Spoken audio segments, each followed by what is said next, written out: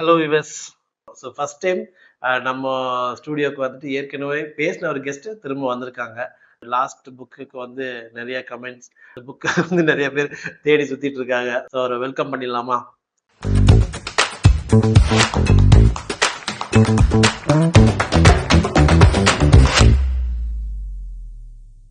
Welcome back sir. உங்களை சந்திக்கிறது thank you sir. இன்னொரு புக்கோட நீங்க வந்திருக்கீங்க. ஸோ ரொம்ப தேங்க்ஸ் சார் வந்ததுக்கு. நீங்க தடவை நம்ம பேசின கண்டென்ட்டும் நம்ம சூஸ் பண்ண புக்கை வந்து பெரியவங்க படிக்கிற ஒரு டாபிக்கை வச்சு பேசணும். குழந்தைகளுக்கு கொஞ்சம் புஷ் பண்ணலாம்னு சொல்லிட்டு சூப்பர் ஒரு கதையோட வந்து ஆக்சுவலா கதை வந்து குழந்தைக்கு, ஆனா புத்தி பெரியவங்களுக்கு. சேனல் ஆன் பண்ணி விட்டு நீங்க பாத்துட்டு இருங்க அப்படின்னு சொல்லக்கூடாது. அதாவது இந்த கதையை வந்து நான் சொல்றேன், அதை நீங்க தாராளமா உங்க குழந்தைகளுக்கு, நீங்க ஃப்ரெண்ட்ஸ்ட யாருக்கு வேணாலும் இந்த கதையை சொல்லலாம். சொல்ல போற கேரக்டர் ஹீரோ வந்து நஸ்ருதீன் ஹோஜா, முல்லா நஸ்ருதீன் ஹோஜா. இவர் ஆக்சுவலா வந்து துர்கிஷ். இவரு வந்து எனக்கு ரொம்ப பிடிக்கும். இவரை ஒரு சூஃபி பிலாசபர். ஸ்டோரி வந்து நீங்க வெளியே முல்லா நஸ்ருதீன் கதையை வாங்கி படிச்சானா ஸ்டோரி மட்டும்தான் இருக்கும். அந்த டீப் திங்கிங்ல மட்டும்தான் உங்களுக்கு ஆன்சர் கிடைக்கும். நிறைய புக்ஸ் படிக்கிற ஹேபிட் இருந்தாதான் அதுல ஆன்சர் கிடைக்கும். இப்ப நான் ஒரு என்ட்ரி லெவலோட ஸ்டோரியோட தான் உங்களுக்கு வந்திருக்கேன். அது நாளைக்கு சினிமால கூட அந்த ஸ்டோரியை நீங்க ஏத்திடுவாங்க. சரியா? அது வாய்ப்பு இருக்கும். முல்லா நஸ்ருதீன் வந்து துர்கிஷ் சேர்ந்தவர், ஒரு சூஃபி ஞானி. 1200 சம்திங்ல அந்த பேரில பண்ணாரு. அவரோட ஸ்பெசிபிக்கான ஒரு ஐடென்டிட்டி என்னன்னு கேட்டானா, அவரோட கதையில முக்காவாசி வந்து கழுத வரும், டாங்கி. எல்லா கதையிலுமே வந்து 90% கதையில கழுத வரும். அந்த கழுதை வந்து யார பிரதிபலிக்கும்னு கேட்டானா, சிந்திக்காத மனுஷனை பிரதிபலிக்கும். ஓகேவா? கழுதைகிட்ட வந்து ஒரு 500 ரூபா நோட்டு கட்டு இருக்கு இல்லையா, இல்ல ஒரு 100 ரூபா நோட்டு கட்டு, 10,000 ரூபாய் கட்ட தூக்கி கொடுத்தானா அந்த கழுதை 10,000 நோட்டை ஒரே வயல தின்றும். அதே 10,000 ரூபாய்க்கு ஒரு டன் நியூஸ் பேப்பர் வாங்கி ஒரு வருஷம் திங்கலாம். கரெக்ட் தானே? கரெக்ட். அப்படியே சாப்பிட்டுருது. அது அப்படியே சாப்பிடு. அப்ப அந்த கழுதைக்கு தெரியாது 100 ரூபாய் கட்டு 10,000 ரூபாய் கட்டுல அதுக்கு தேவை பேப்பர். அது 100 ரூபாயா இருந்தா வேற என்ன? அப்ப அந்த ஒரு நேரத்துல திங்கிற காசை மனுஷனும் இப்படித்தான் புத்தி இல்லாம இருக்கிறான்னு சொல்லிட்டு அந்த கழுதையை ரெப்ரசென்ட் பண்ணி தான் எல்லா ஸ்டோரியுமே டிராவல் ஆகும். சூப்பர். டர்க்கில ஒரு ஹஸ்பண்ட் ஒய்ஃப், சரியா, ஊர்ல வந்து அப்பதான் வந்து பொழைக்கிறதுக்கு வேண்டி ஊருக்குள்ள வர்றாங்க. என்ன வண்டினா புல்லட் காட் இங்க மாட்டு வண்டி மாதிரி. அந்த பீரியட்ல அங்க கழுதை இறங்கிட்டு அங்க இருக்கிற கரன்சிக்கு ஒரு கொடுத்துட்டு லக்கேஜ் எல்லாம் இறக்கிட்டு வீட்டுக்கு போலாம்னு சொல்லி நிக்கும் போது ஒரு கூலிஸ் அங்க வரலாம். லக்கேஜ் எல்லாம் இருக்கு போல தெரியுது, நான் வேணா தூக்கிட்டு வரேன், பார்த்து கொடுங்க அப்படின்னு. அப்போ அந்த கணவர் சொல்றாரு, பெருசா ஒன்றும் லக்கேஜ் எல்லாம் கிடையாது, வீடும் இந்த தெரு தாண்டி அந்த பக்கம் போனா வீடு பக்கமா தான் இருக்குது, அதனால நாங்களே தூக்கிக்கிறப்பாங்க, வேண்டாம் வீரன். அப்போ இல்ல பரவாயில்ல, லேடிஸ் வச்சுட்டு வந்திருக்கீங்க, நானே தூக்கிட்டு வரேன், அவங்களுக்கு சிரமம் கொடுத்துட்டு நீங்க குடுக்கறத கொடுங்க அப்படிங்கிற.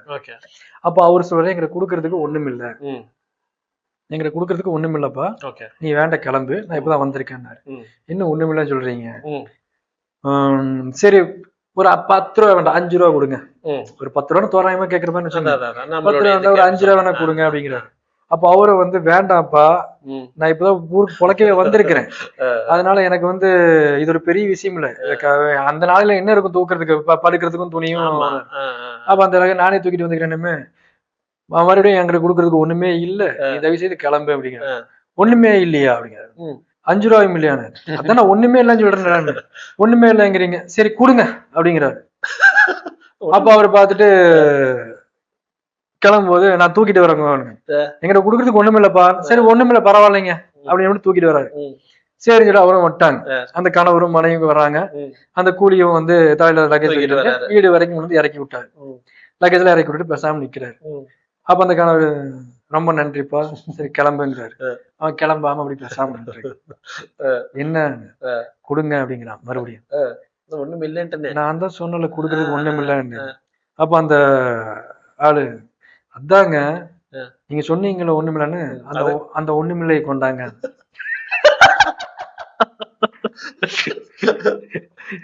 ஒண்ணுமில்லை கொண்டாங்க. ஒண்ணும் இல்ல, அது ஒண்ணு இல்ல கொண்டு இருக்குன்ட்ட மாட்டிட்டோம் போல தெரியுதுன்ட்டு நான் உங்கள்ட்ட என்ன சொல்லி கூட்டினேன், என்கிட்ட குடுக்கறதுக்கு ஒண்ணுமே இல்ல, பொழைக்கதான் வந்திருக்கிறேன், சொன்னா கேட்க மாட்டேங்கிற, அதனாலதான் சொன்னேன். அதாங்க நானும் ஒண்ணும் சொல்ல, நீங்க என்ன சொன்னீங்க, ஒண்ணும் இல்ல ஒண்ணு இல்லைன்னு சொன்னீங்க, அந்த ஒண்ணுமில்லை மட்டும் என்கிட்ட கொண்டாங்க, நான் போயிடுறேன் திருகிரும். அவங்க ஒய்ஃப் வந்து என்னடா இதுன்னு சொல்லிட்டு அப்புறம் அக்கம் பக்கத்துல உங்களை கூட்டம் செத்துருவாங்க. நல்ல வெல்கமிங்கா இருக்கு. அக்கம் பக்கத்துல கூட்டம் என்ன சம்பவம்னு கேட்பாங்க. அப்போ அவர் கணவர் கதறாரு, இந்த மாதிரி விஷயம் சொல்லிட்டு ஒண்ணுமில்லைங்கிறேன், அவன் அந்த ஒண்ணுமில்லை தர சொல்ல நான் போறேங்க. அப்ப அந்த கூட்டத்துல உங்களை ஒண்ணுமில்லை எப்படிடா கொடுக்கறது, அவங்களே தெளிவா இருக்காங்க. அப்ப அந்த கிரௌட் என்ன பண்ணுது, இதுக்கு ஆப்ஷன் இல்ல. நம்ம ஊர்ல இருக்காரு ஒரு புத்திசாலி இருக்காரு, அவரை வேணா போய் பாருங்க. அவரு பேரு தான் முல்லா நசீருதீன், கேரளா ஹீரோ. அங்க போங்க, அவர் தீர்ப்பு ஏதாச்சும் செய்வாரு, பாத்தவனை நிறுத்தி விடுவாரு. சரின்னு சொல்லி கணவனும் மனைவியும் நேரம் போறாங்க பஞ்சாயத்துக்கு. அவர் அப்படி ஜாலியா உட்காந்துட்டு, அவரோட உருவம் பார்த்தது கிடையாது, இமேஜா ஒரு காமிக்ஸ்ல நம்ம கற்பனையில வச்சிருப்போம். நல்ல ஒரு பிரியாணி சாப்பிட்ட ஒரு நசீருதீன் எப்படி இருப்பாரு, அந்த மாதிரி நல்ல ஒரு ஒரு பல்கான ஒரு பர்சன், ஒரு பல்கான பர்சன் அப்படியே தாடி ஆள வச்சுட்டு எப்படி இருக்கும், நம்ம சென்ஸ் ஆஃப் ஹியூமர் அப்படி உட்கார்ந்து இருக்காரு. அப்ப நேரம் போயாச்சு, என்ன இந்த மாதிரி ஊருக்கு புதுசா பொழைக்க வந்திருக்கிறோம், லக்கேஜ் கம்மியா தான் இருந்தது, இவர் வந்து தூக்கிட்டு வர சொன்னாரு, நான் கொடுக்க ஒண்ணுமில்லைங்கிற, அந்த ஒண்ணுமில்லையை கொண்டாங்கிறாரு, எனக்கு நான் எப்படிங்க அந்த ஒண்ணுமில்லையை கொடுக்கறதுன்னு. அப்போ அவருக்கு அந்த கணவருக்கு சொல்லும் போது தொண்டை அடைக்குது. அப்ப முல்லா நசீருதீன் ஜக் இருக்கு தண்ணி எடுத்து குடிக்கிறாரு. ஒரு ஜக்ல தண்ணி குடிச்சு போட்டு ஆசுவாசம் ஆயிட்டு நிக்கிறாரு. அப்ப மனைவி வர்றாங்க, அது ஊர்க்காரங்க எல்லாம் சேர்ந்து கேட்டாங்க, அவன் திருப்பி போக மாட்டேங்கிறாங்க, அவன் அந்த ஒண்ணுமில்லை தாங்க ஒண்ணுமில்லை, அவன் எப்படிங்க ஒண்ணுமில்லையை கொடுக்கறது அப்படின்னு. அப்போ ரமேஷுக்கு ஏதாவது பதில் தெரியுதா, ஒண்ணுமில்லை எப்படி ஒண்ணுமில்லையை கிட்ட கொடுக்க முடியுமா ரமேஷ், ஒண்ணுமில்லையே எப்படி குடுப்பீங்க ரமேஷ்? இப்ப தீர்ப்பு என்ன பண்றது, தீர்ப்பு கொடுக்கணும்ல, அவனை நழுத்தணும்ல, நீங்க உங்களுக்கு ஏதாவது தெரியுமா, உங்களுக்கு அந்த ஒண்ணுமில்லை கொடுக்க முடியும் சொல்லுங்க. அப்போ அந்த லேடியும் கேட்டதுமே வந்து அந்த அம்மாவும் தொண்டை வறண்டுருச்சு, முடியல. அப்ப நசீருதீன் உட்காந்துட்டு தண்ணி குடிங்க அப்படிங்கிறாரு. அந்த அம்மா எடுத்து தண்ணியை குடிச்சிட்டு ஜக்க வச்சிட்டாங்க. இப்ப நேரம் அவனை கூப்பிடுறாரு, கிராக் வரான்னு என்னன்னு அப்படியே வந்து நிக்கிறேன். லக்கேஜ் தூக்கிட்டு வந்தாங்க, அவங்க சொன்னாங்க குடுக்கறதுக்கு ஒண்ணுமில்லன்னாங்க, அந்த ஒண்ணுமில்லையை மட்டும் தர சொல்லுங்க நான் போயிடுறேன். அப்படியா, நல்லா கேட்டியா கேட்டேன், அந்த ஒண்ணுமில்லைன்னு சொன்னாங்க. ஒண்ணுமில்லை தந்தா போயிருவேன், ஒண்ணுமில்லை தந்தா நான் போயிருவேன். அப்ப அந்த குடிச்சு வச்ச ஜக் இருக்கு இல்லையா, அதை போய் எடுனாரு. அவன் போய் ஜக் எடுப்பான், உள்ள என்னடா இருக்குன்னு கேட்பாரு, ஒண்ணுமில்லன்னு. ஒண்ணுமில்லையை மட்டும் எடுத்துட்டு ஜக் அங்க வச்சிருந்துருவாரு. சரியா, அப்படி பாப்பா என்னடா கேட்டேன், இல்ல ஒண்ணு இல்லன்னு, நீ என்னடா கேட்டேன்னு, ஒண்ணுமில்லன்னு. அந்த ஜக்குக்குள்ள என்னடா இருக்குன்னு கேட்பாரு, ஒண்ணுமில்லன்னு. அந்த ஒண்ணுமில்லையை மட்டும் எடுத்துரு, ஜக்க அங்கேயே எடுத்து வச்சுட்டு அப்படி கிளம்பிருப்பாரு.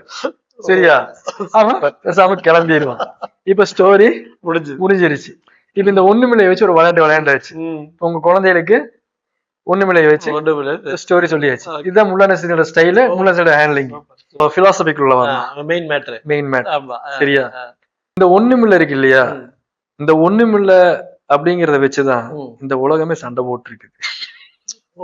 ஓகேவா, இந்த ஒண்ணுமில்லையை வச்சுதான் அத்தனை சடங்கும் நடக்குது, இந்த ஒண்ணுமில்லையை வச்சுதான் அத்தனை மூடநம்பிக்கையும் இருக்கு.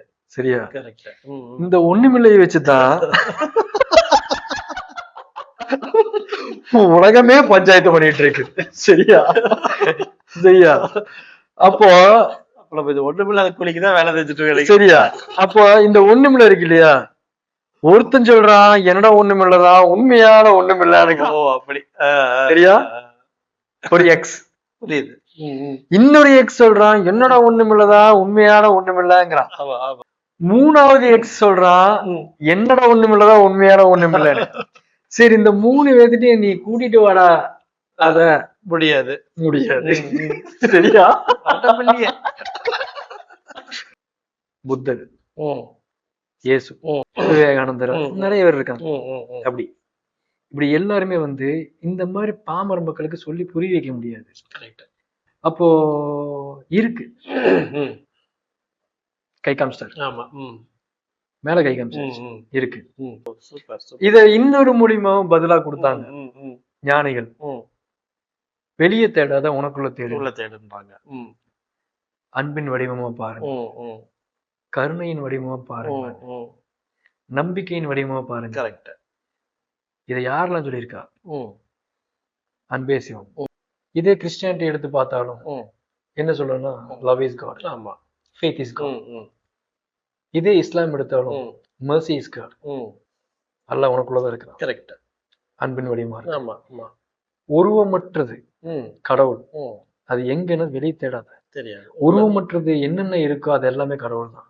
ஓ, ஓகே ஓகே. உருவமற்றது அத்தனையுமே கடவுள் தான், நம்ம கண்ணுல பார்க்க முடியாது.